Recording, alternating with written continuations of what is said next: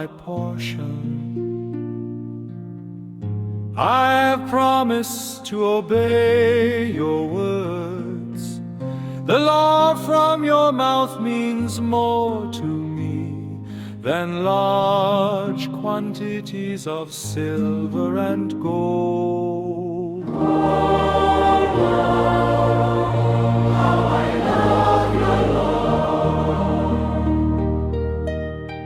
Let your merciful love console me by your promise to your servant.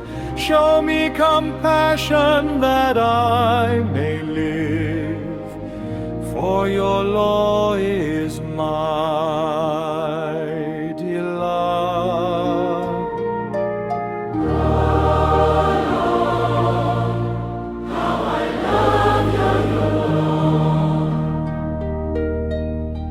That is why I love your commands more than finest gold. Why I rule my life by your precepts and hate false ways.